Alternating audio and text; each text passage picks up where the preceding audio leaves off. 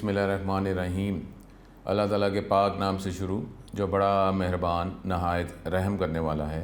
अस्सलामुअलैकुम स्टूडेंट्स, मैं हूँ आपका teacher Mohammad Asim Nasar, second year ICS computer science के नेक्स्ट लेक्चर के साथ यूनिक ग्रुप ऑफ इंस्टीट्यूशन की तरफ से हाजिर हूँ।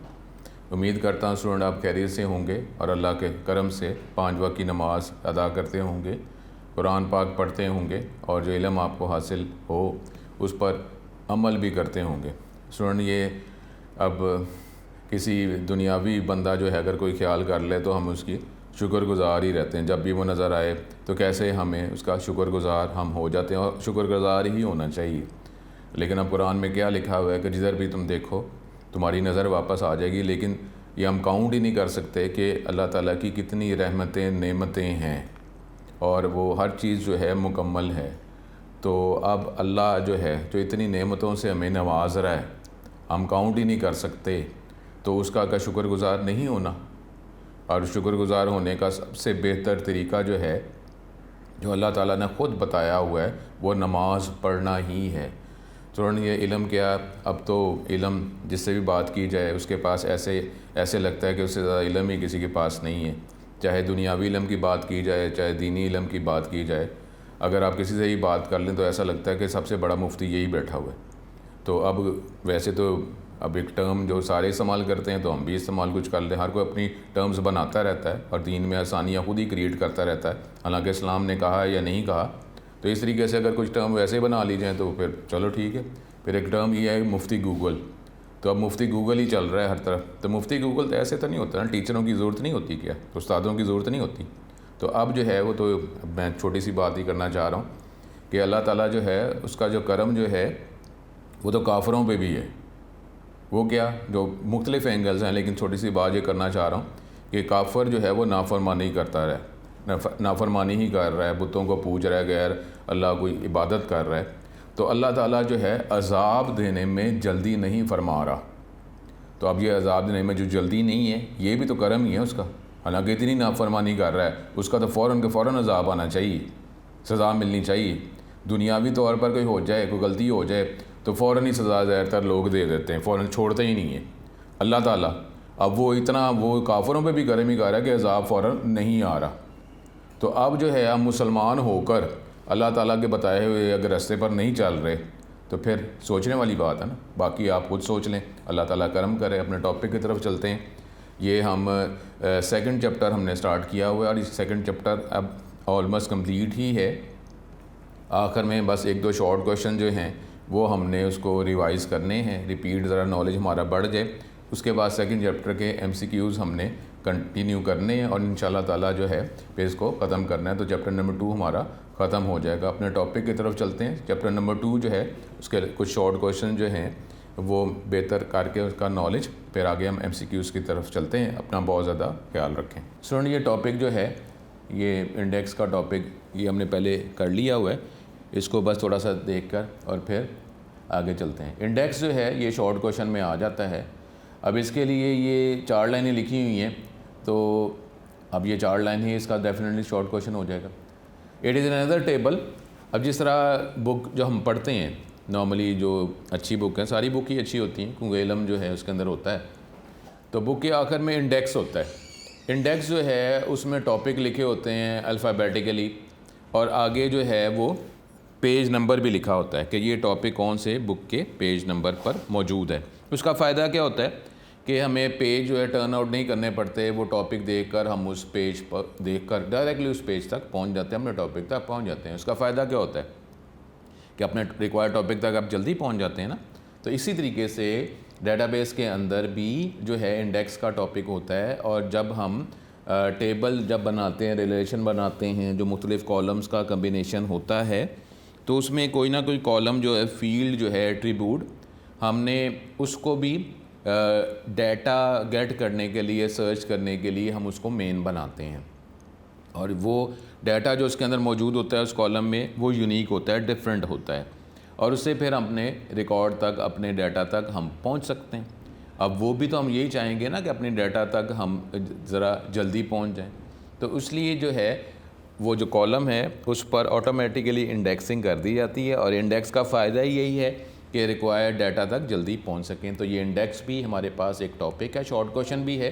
It is another table created by the system developer. Technically तो एक टेबल ही है जो सिस्टम डेवलपर या DBA बनाता है, containing the key attribute of the table for which the index is created.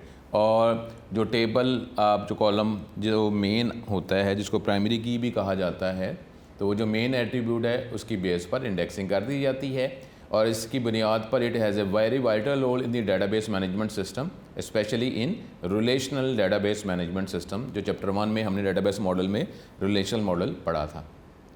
The important association, अब ये इसमें जो डिफरेंट टॉपिक हैं जो डेटाबेस में डिफरेंट जो हैं हम कमांड्स अप्लाई करते हैं, फीचर्स हम रिक्वायर करते हैं, फीचर इस्तेमाल करते हैं, तो वो फीचर ऑटोमेटिकली इंडेक्स को यूज़ करके जो है सिस्टम को बेटर इस्तेमाल कर लेती हैं। The important association defining this system make use of this. और फिर जो भी टॉपिक हम इस्तेमाल करते हैं वो इंडेक्स का टॉपिक ऑटोमेटिकली यूज़ करके फिर जो स्पीड जो है वो हमें प्रोवाइड कर देती है। It helps this system run smooth and fast. इसकी मदद से सिस्टम जो है वो स्मूथली और फास्टली भी रन करता है। ठीक है, ये हमारे पास टेक्स्ट बुक के हवाले से टॉपिक थे। अब जो है हम आगे अपने चलते हैं, ये जो शॉर्ट क्वेश्चन कुछ जो है उसको रिवाइज़ करके फिर MCQs की तरफ चलते हैं। तो ये चैप्टर नंबर 2 ही हम कर रहे हैं, basic concepts and terminology of databases. इसमें जो टॉपिक एक दो शॉर्ट क्वेश्चन जो हैं जो हमने लास्ट लेक्चर में किए थे उसको रिवाइज़ करके फिर आगे MCQs की तरफ चलते हैं। सबसे पहले एंड यूज़र। एंड यूज़र क्या है? वो पर्सन है। जब हम सॉफ्टवेयर को बना लेते हैं तो एंड पे सॉफ्टवेयर किसी पर्सन ने उसको यूज़ भी तो करना होता है ना, तो उसको क्या कहते हैं? End user. यानी जब सिस्टम बन गया, इंस्टॉल हो गया, डेवलप किया, इंस्टॉल किया, इम्प्लीमेंट कर दिया, उसके बाद सिस्टम को कोई यूज़ भी तो करेगा ना, तो उसको क्या कहेंगे? End user. End end user is a person that a software program और hardware device is design for, जिसके लिए सॉफ्टवेयर प्रोग्राम या हार्डवेयर डिवाइस जो है उसको डिज़ाइन किया जाता है, बनाया जाता है। तो वो पर्सन जो है उसको जो यूज़ करेगा उसको एंड यूज़र कहा जाता है। The term is based on the idea that the end goal of a software और hardware product is to be useful to the consumer. मकसद क्या है कि जो हमने सॉफ्टवेयर बनाया है या उसका एंड गोल, आपसे मकसद क्या है सॉफ्टवेयर का, हार्डवेयर प्रोडक्ट का, कि वो फ़ायदेमंद हो जो भी कंज्यूमर कस्टमर इसको इस्तेमाल कर रहा है।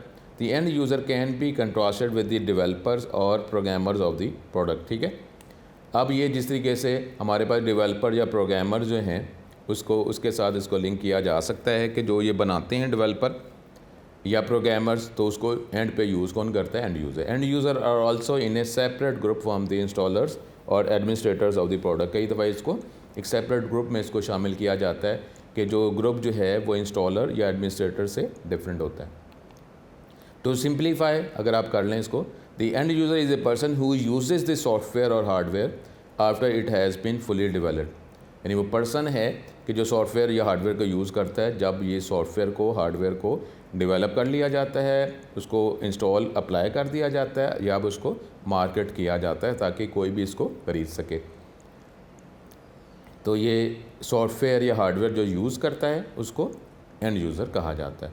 It is also the person who keeps calling the IT guy with questions about why the product is not working correctly. अब जब डेफिनेटली जब भी हम कोई हार्डवेयर सॉफ्टवेयर इस्तेमाल करते हैं तो डिफरेंट फीडबैक्स भी जो है वो रिक्वायर किए जा रहे होते हैं कि ये हार्डवेयर सॉफ्टवेयर प्रॉपर्ली वर्क कर रहा है या नहीं कर रहा। तो जिसकी बेस पर फिर उसको उसमें कोई प्रॉब्लम्स अगर कोई भी फ़िलहाल अगर रह गए हैं तो उनको भी सॉल्व किया जाता है, उसको मेंटेन किया जाता है। जनरली दी terms user end end user एक ही चीज़ होती है। ठीक है, डाटा एडमिनिस्ट्रेटर। डाटा एडमिनिस्ट्रेटर क्या है? Is the person who has the central responsibility for an organisation data. Organisation, company, firm, फिर कॉलेज, इंस्टीट्यूट, एकेडमी, इसमें जो जब हम सॉफ्टवेयर की बात कर रहे हैं तो डाटा एडमिनिस्ट्रेटर वो पर्सन है कि जो जिसकी ज़िम्मेदारी ये है कि ऑर्गेनाइजेशन का कंप्लीट डाटा जो भी है वो उसको मेंटेन मैनेज करे। Data administrator is a person who is responsible for entire data of an organisation. Responsibilities जो उसकी हो सकती हैं वो क्या है कि वो एक पॉलिसी बनाना, रूल बनाना कि किस तरीके से डाटा को कलेक्ट किया जाएगा। मैं लाइन पढ़ता हूँ। Establishing the policies and specific procedures for collecting, validating, sharing and inventoring data to be stored in database. के डाटाबेस में डाटा जो है कैसे स्टोर किया जाएगा, कैसे कलेक्ट किया जाएगा, कैसे ये मेंटेन रखा जाएगा कि डाटा वैलिड है कि नहीं है। वैलिड होगा तो फिर डाटा को स्टोर किया जाएगा, कैसे डाटा को शेयर करना है।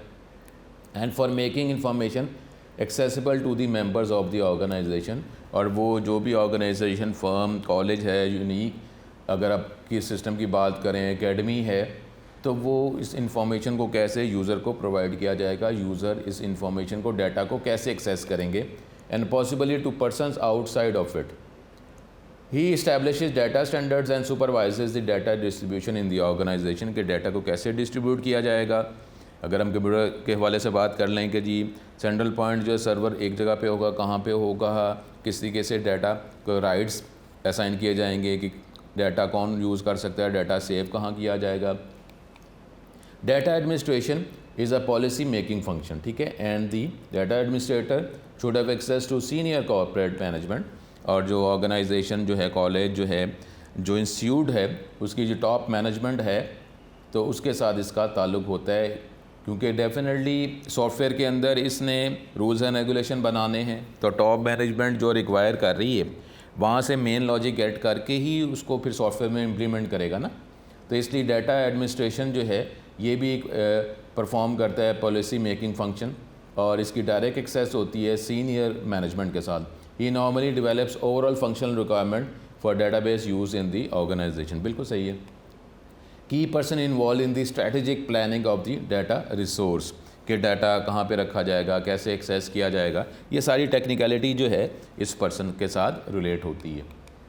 फिर है often defines the principal data entities, के कौन कौन से टॉपिक के अंडर डाटा रखा जाएगा, टॉपिक्स कौन कौन से होंगे। जिस तरह अगर हम कॉलेज की बात अगर आप कर लें, एकेडमी की बात कर लें, तो उसमें टॉपिक क्या होंगे। स्टूडेंट एक टॉपिक है, स्टूडेंट का डाटा रखा जाएगा एक सेपरेट एंटिटी के तौर पर, फिर टीचर का डाटा रखा जाएगा सेपरेट एंटिटी टेबल के तौर पर, फिर उसके अंदर एट्रीब्यूट्स, कॉलम्स क्या होंगे और कैसे इनको रिलेट किया जाएगा। तो ये सारे जो हैं, ये पॉलिसी जो है, ये रूल्स एंड रेगुलेशन ये डिफ़ाइन करेगा। He should participate in developing data dictionary and preparing documentation, कि डाटा जो है वो डाटा किस चीज़ को बिलोंग कर रहा है, ये सारी चीज़ें जो डाटा से रिलेटेड हैं। उसके बाद डॉक्यूमेंटेशन, कि जी कैसे इसको यूज़ करना है ताकि आगे जो डेवलपर्स हैं उनको भी फ़ायदा हो, यूज़र्स को भी फ़ायदा हो। तो ये डाटा डिक्शनरी डेवलप करना, डॉक्यूमेंटेशन जो है, कैसे इसको, डाटा का मतलब क्या है, इसको कैसे इस्तेमाल किया जाएगा। He conducts user training when required, और यूज़र की ट्रेनिंग जो है, यूज़र किसी भी लेवल पे हो जाएं, चाहे जब ऑफिस में आप फ़ीस जमा करवाने जाते हैं, उस आप वो जो कंप्यूटर इस्तेमाल कर रहे हैं उनकी बात कर रहे हैं, आप टीचर की बात कर रहे हैं, क्लास इंचार्ज की बात कर रहे हैं, प्रिंसिपल, वाइस प्रिंसिपल की बात कर रहे हैं, टॉप मैनेजमेंट की बात कर रहे हैं, तो जहाँ कहीं भी रिक्वायर है तो उनकी ट्रेनिंग जो है यूज़र्स को प्रोवाइड करना, ये भी इसकी ज़िम्मेदारी है। फिर है आखिरी टर्म, हमारे पास आखिरी टॉपिक चैप्टर नंबर 2 का, डाटाबेस एडमिनिस्ट्रेटर। ये डाटाबेस से रिलेटेड है, technical person. Database administrator is a specialist responsible for maintaining standards for the development. Database को कैसे डेवलप किया जाएगा, operation, management, maintenance and security of an organisation's database. यानी ये डाटाबेस से रिलेटेड है कि डाटाबेस अगर इंस्टीट्यूट में, ऑर्गेनाइजेशन में, कॉलेज, एकेडमी में अगर डाटा को स्टोर करने के लिए डाटाबेस अगर इस्तेमाल की जा रही है, तो डाटाबेस को डेवलप करना, ऑपरेट करना, कैसे उसको मैनेज करना, मेंटेन रखना और सिक्योरिटी प्रोवाइड करना, ये डाटाबेस एडमिनिस्ट्रेटर की रिस्पॉन्सिबिलिटी है, ज़िम्मेदारी है। He should have good communication skills. Managerial skills are important in planning, coordinating and carrying out different tasks. Technical skills भी होने चाहिए, मैनेजरियल स्किल, क्योंकि डिफरेंट पर्सन के साथ जो है इसकी कोऑर्डिनेशन भी रिक्वायर है। फिर technical skills database related are required to understand the complexity of hardware and software. Diplomatic skills are important in communicating with user and determining their needs. ये स्किल्स भी होने चाहिए कि वो क्या रिक्वायर कर रहे हैं, और वो अगर इन केस अगर हार्डवेयर सॉफ्टवेयर में पॉसिबल नहीं है तो उनको रीडायरेक्ट करना उस पॉइंट पे कि जो अप्लाई किया जा सकता है। In large organisation DBA function is actually performed by a group of professionals. अगर बड़ी जो कंपनी है, ऑर्गेनाइजेशन है, तो ये जो सारे काम जो हैं वो ग्रुप जो है, कोई एक डिपार्टमेंट, कंप्यूटर डिपार्टमेंट, एक ज़्यादा पर्सनस हैं, प्रोफेशनल्स हैं, वो ये सारे काम कर रहे होते हैं। अगर कोई स्मॉल फर्म है द प्रोग्रामर एनालिस्ट में perform the DBA function. Programmer analyst जो है वो भी मे भी हो सकता है फंक्शन परफॉर्म कर रहा हो, while one of the managers act as the data administrator. उसमें से एक मैनेजर जो है वो डाटा एडमिनिस्ट्रेटर के तौर पर काम कर लेगा अगर स्मॉल फर्म की बात हम कर रहे हैं। इंपॉर्टेंट टास्क या रिस्पॉन्सिबिलिटी जो DBA की हो सकती हैं, क्रिएटिंग एंड इंस्टॉलिंग, क्योंकि ये डेटाबेस से रिलेटेड टेक्निकल टर्म्स हैं तो ये डेटाबेस एडमिनिस्ट्रेटर ही ये परफॉर्म कर रहा होगा। डेटाबेस को क्रिएट करना, इंस्टॉल करना और different policy rules and regulation banana, carrying out the policies laid down by the data administrator. Data administrator ने जो पॉलिसी डिफाइन की है उसको इम्प्लीमेंट करना। मॉनिटरिंग ऑफ डेटाबेस सिस्टम, कैसे प्रॉपर्ली डेटाबेस सिस्टम जो है सिस्टम जो वर्क कर रहा है, जो प्रॉपर्ली ये वर्क करता रहे, उसको मॉनिटर भी तो डेली वर्किंग उसको मॉनिटर भी तो करना है। Solution of any problem date occurs in database system में कोई भी अगर प्रॉब्लम्स आ जाते हैं तो उसका सोल्यूशन क्या होगा, उस प्रॉब्लम को सॉल्व करना। Assigning permission to different user to use database system, ये हम राइट्स और प्रिविलेजेस की बात कर रहे हैं, रोल्स की बात कर रहे हैं।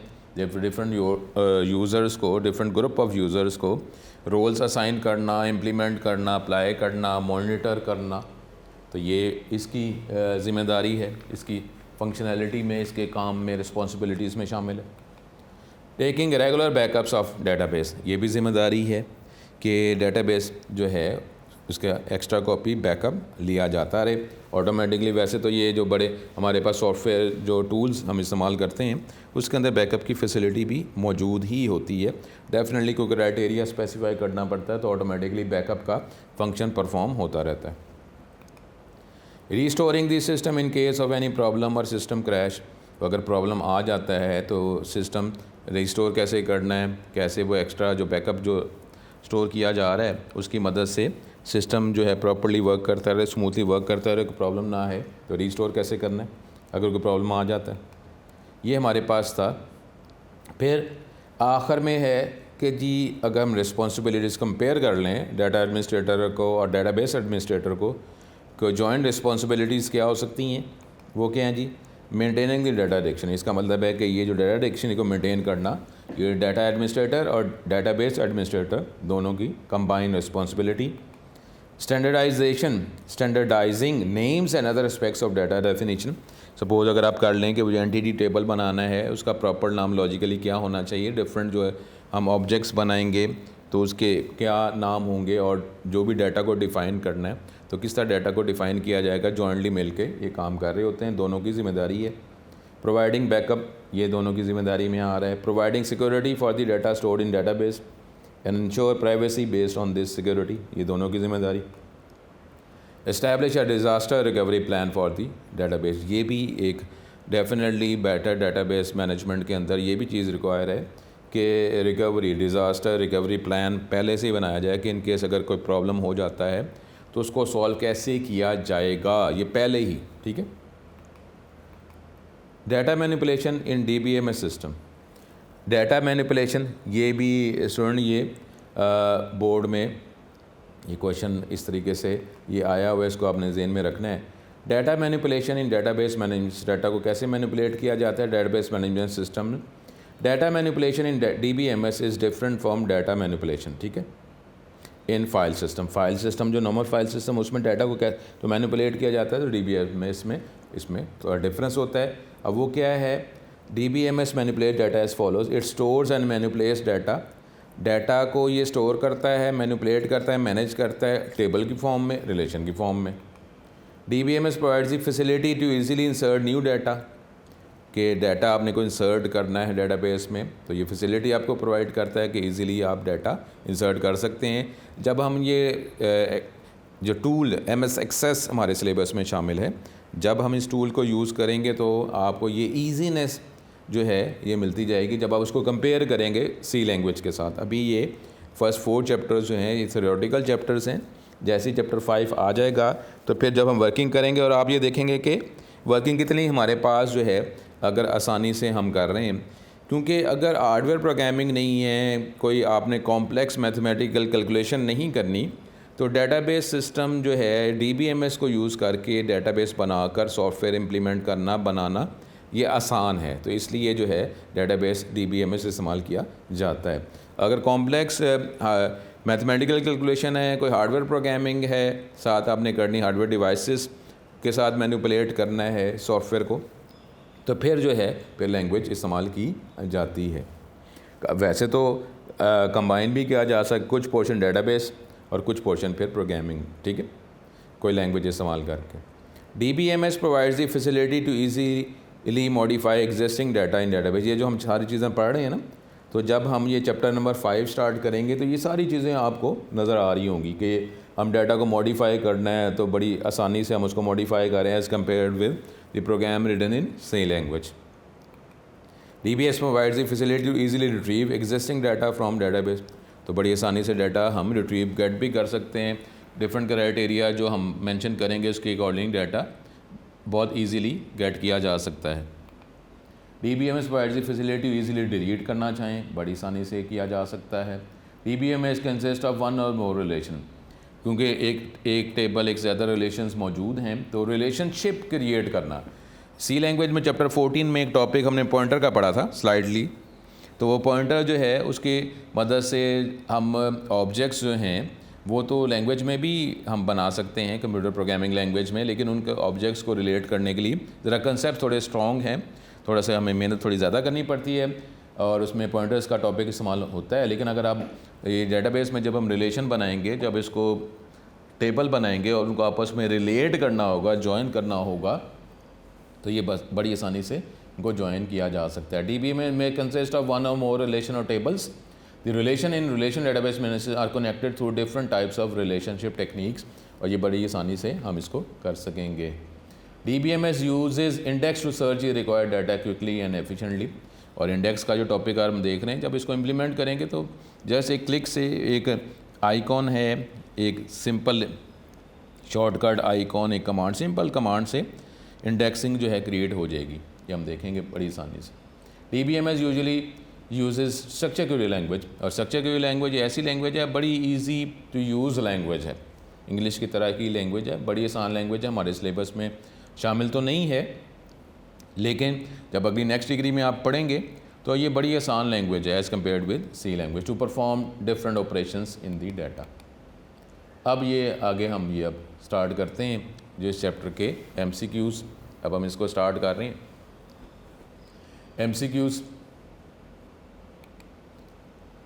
MCQs के लिए वही बात की थी आपको कि MCQs जो है बेटर तो ये होता है कि जैसे कोई क्वेश्चन आए तो फ़ौरन ही आपको उसके आंसर का क्वेश्चन रीड करके ही पता चल जाए, तो इसका मतलब वो तो आपकी 100% तैयारी है।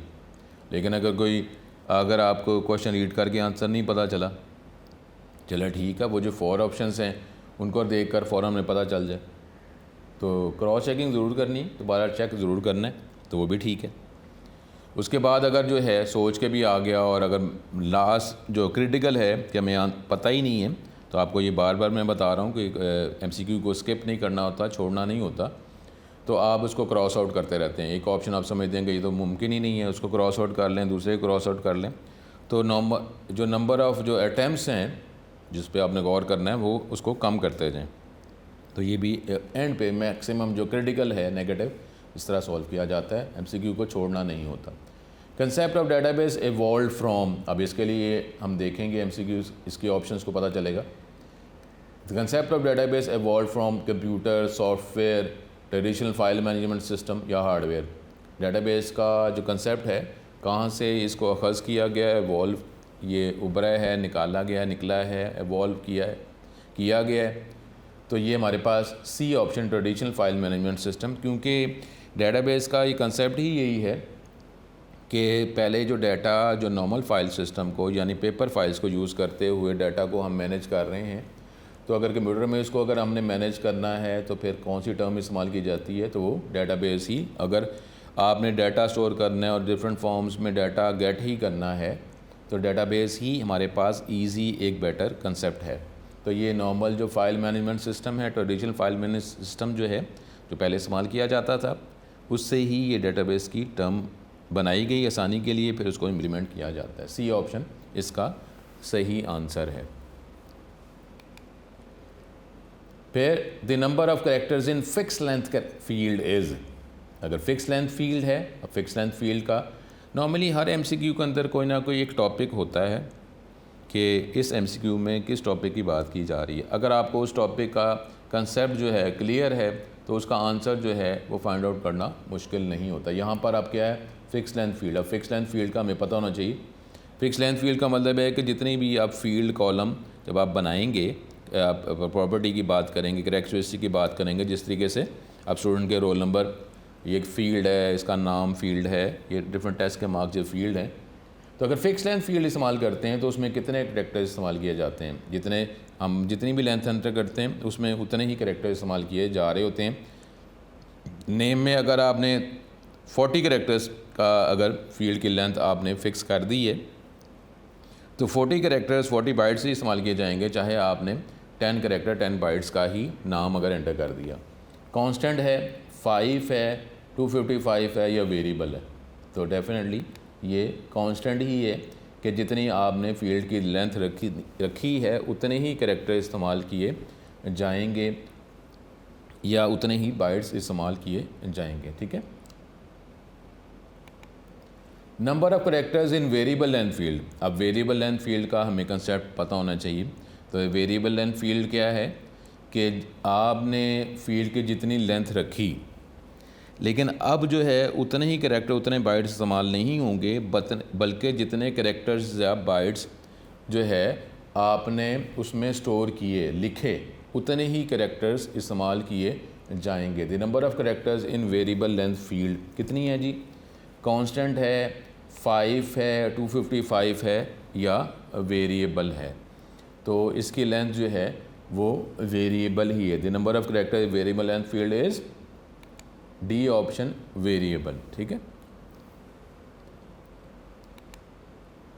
फिर ये बोर्ड का क्वेश्चन है कि insert command is use to insert. Insert command किस लिए हम इस्तेमाल करते हैं, ये बोर्ड का क्वेश्चन है 2015 में, कि अगर हम कोई नया टेबल इंसर्ट करना चाह रहे हैं या हम कोई नया रिकॉर्ड इंसर्ट करना चाह रहे हैं, हाँ, नया रिकॉर्ड इंसर्ट करना चाह रहे हैं, या एक व्यू हम जो है वो इंसर्ट करना चाह रहे हैं, या डिपेंडेंसी। ठीक है। तो इसका आंसर होगा इंसर्ट। अगर ये कमांड है, ये नॉर्मली इंसर्ट कमांड जो है जब हम एसक्यूएल इस्तेमाल करते हैं, स्ट्रक्चर क्वेरी लैंग्वेज, जिसमें स्टेटमेंट की तरह कमांड लिखी जाती हैं, तो डेफिनेटली जब टाइपिंग करेंगे तो लैंग्वेज की तरह ही होगा ना। तो उसमें इंसर्ट कमांड किस लिए इस्तेमाल की जाती है? टू इंसर्ट, ये B option, insert a new record. नया रिकॉर्ड अगर आपने एंटर करना है तो फिर ये इंसर्ट कमांड इस्तेमाल की जाती है। तो ये स्टूडेंट हमने एमसीक्यू को स्टार्ट किए थे। ठीक है। यहीं पर इसको हम अपना लेक्चर को ख़त्म करते हैं और नेक्स्ट जो है लेक्चर में फिर एमसीक्यूज़ जो है इसको प्रॉपर्ली स्टार्ट करेंगे। तो अब इस लेक्चर में हमारा जो चैप्टर नंबर 2 था उसके टॉपिक्स हमारे कंप्लीट हो गए थे। तो अब ये चैप्टर नंबर 2 जो है, मैंने आपको ये पहले कहा है कि डेटाबेस के अंदर 2 लॉन्ग क्वेश्चन आने हैं, उसमें से एक आपने करना है। तो डिफरेंट ईयर्स के हवाले से जो प्रीवियस नॉलेज है तो उसके लिए यही है कि फ़र्स्ट 3 चैप्टर्स अगर आप फुली प्रिपेयर करेंगे तो फिर आप ये कह सकते हैं कि एक लॉन्ग क्वेश्चन अटैम्प्ट कर लेंगे, और फिर लास्ट 3 चैप्टर्स और वो उसमें 4 को स्किप करके 5, 6, 7 ये चैप्टर्स आप करेंगे तो एक क्वेश्चन अटैम्प्ट हो जाएगा। आप ये स्टूडेंट अब बोर्ड के हवाले से जो वेटेज है ज़ाहिर है आप उसी के मुताबिक ही हम बात कर सकते हैं कि 3 चैप्टर्स आप करेंगे तो आपका एक लॉन्ग क्वेश्चन जो है वो कंप्लीट होगा। ये डेटाबेस के हवाले से ऐसी ही वेटेज है, तो उसी को हमने डेफिनेटली फॉलो करना है। तो अब ये एमसीक्यूज़ जो हैं, अब एमसीक्यूज़ अब हम देख रहे हैं, तो एमसीक्यूज़ ये टॉपिक हम प्रॉपर्ली फिर आप इसको नेक्स्ट लेक्चर में कंटिन्यू कर लेंगे। तो अपना बहुत ज़्यादा ख्याल रखें, नेक्स्ट लेक्चर में दोबारा मुलाकात होगी। अस्सलाम वालेकुम।